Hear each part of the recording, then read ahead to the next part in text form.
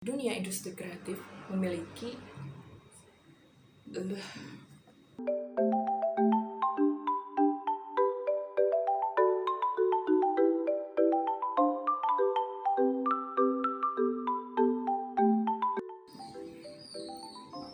Hai, saya Salma Khairunisa dari Prodi DKV ITERA 2019. Untuk memenuhi tugas pertama manajemen desain oleh dosen pengampu saya, Pak Namuri Mugotuyo, yang memberikan beberapa pertanyaan yang harus saya jawab.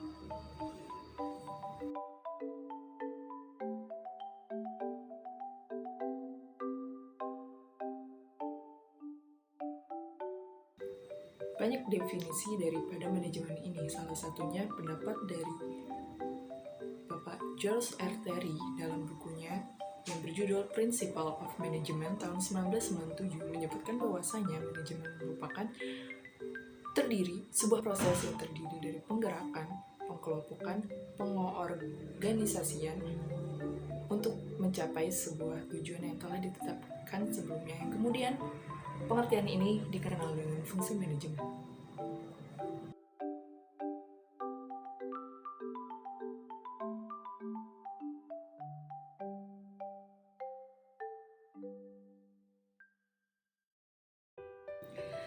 Manajemen dibagi atas beberapa konsentrasi.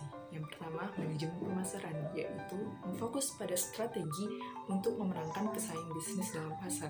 Yang kedua, manajemen keuangan, yang merupakan pengelolaan keuangan, perputaran keuangan dalam suatu perusahaan.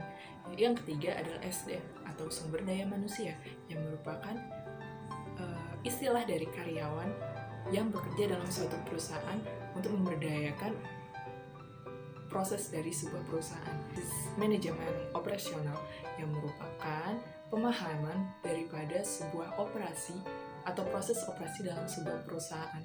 Produksi, perencanaan. Produksi ini merupakan perencanaan sebuah perusahaan dalam bentuk produk yang mereka tawarkan kepada konsumen.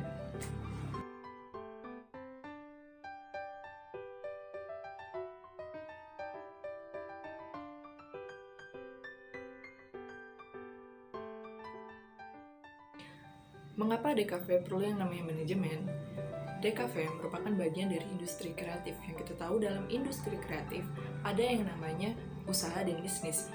Dalam usaha dan bisnis menerapkan konsep-konsep keuangan dan proses-proses yang mereka perlukan untuk berjalannya suatu bisnis mereka menjadi lebih baik. Yang mana dalam bisnis itu salah satunya adalah manajemen. Maka dari itu hubungan manajemen dan DKV berkaitan erat karena DKV masuk ke dalam ranah industri kreatif. Industri kreatif ini merupakan bagian dari sektor ekonomi. Nah, dalam sektor ekonomi ini terdapat usaha dan bisnis. Untuk menjalankan ini perlu yang namanya sistematika atau bagan-bagan yang mengatur untuk berjalan sesuai proses yang udah ditetapkan. Nah, sistematika yang dimaksud ini bernama manajemen. Ketika manajemen atau sistematika yang mengatur ini tidak ada, maka proses yang menjadi tujuan dalam pengelolaan usaha dan bisnis ini akan kacau. Maka dari itu, industri kreatif yang berkaitan dengan sektor ekonomi harus memiliki manajemen.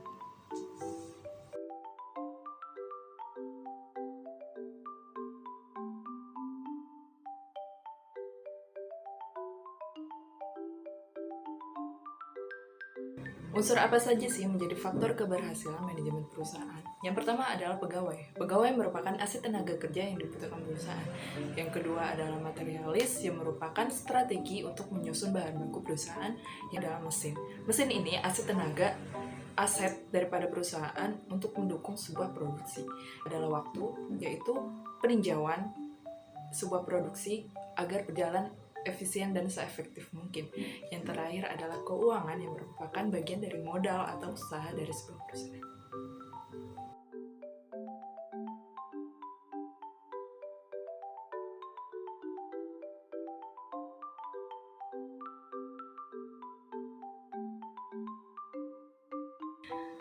Ciri perusahaan dikatakan memiliki manajemen yang baik. Yang pertama adalah visioner, artinya pemimpin dapat mengomunikasikan visi dan misi daripada perusahaan ke depannya dengan jelas.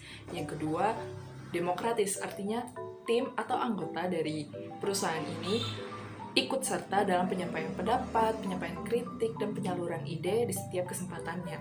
Kemudian ada transformasional. Transformasional ini merupakan inovasi atau perubahan yang terjadi dalam konsep perusahaan di setiap periodenya, artinya tidak monoton. Kemudian ada pelatih. Pelatihan ini dikhususkan untuk karyawan atau tenaga kerja agar menjadi peningkatan kualitas di setiap harinya dan menjadi profesional yang baik dalam ketenaga kerjaan.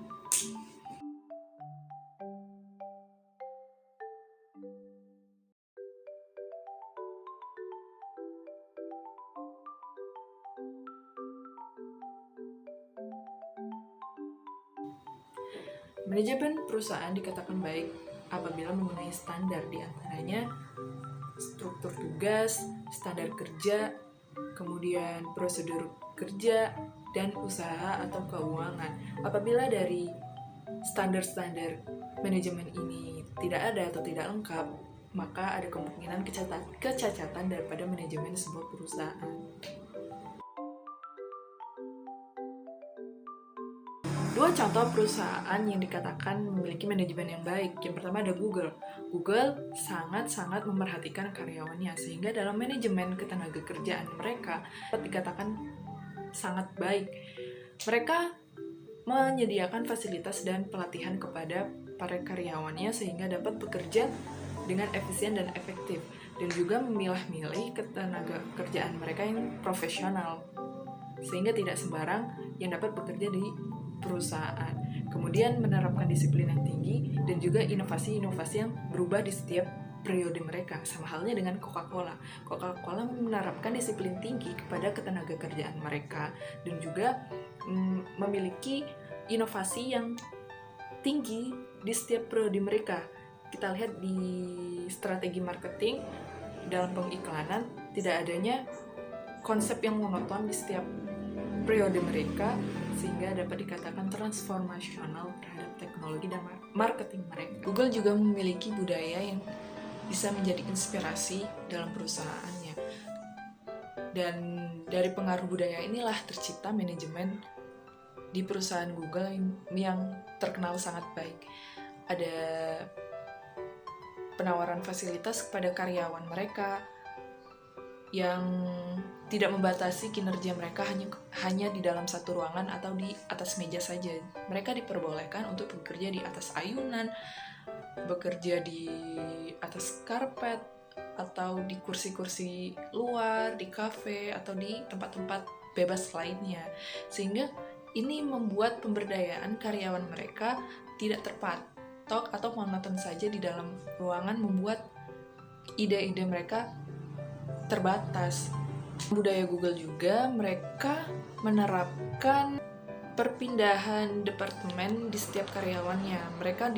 Para karyawan diperbolehkan untuk tidak bekerja hanya pada departemen mereka saja, jadi mereka diberikan sehari atau beberapa waktu untuk merasakan bekerja di departemen lain. Maka minim rasa kebosanan dalam kinerja karyawan perusahaan Google. Tidak kalah juga pada Coca-Cola. Jadi Coca-Cola ini di tahun-tahun sebelumnya mengalami penurunan terhadap manajemen mereka. Lalu dapat mereka atasi dengan memperbaiki hal-hal yang menjadi hambatan pada manajemen mereka. Yang pertama itu mereka memiliki inovasi. Mereka membuat inovasi besar terhadap produk minuman mereka yang ternyata menyebabkan salah satu penyakit obesitas di Amerika. Mereka menggebrak inovasi dengan menciptakan produk-produk rendah gula dan rendah kalori. Terima kasih, semoga bermanfaat. Assalamualaikum warahmatullahi wabarakatuh.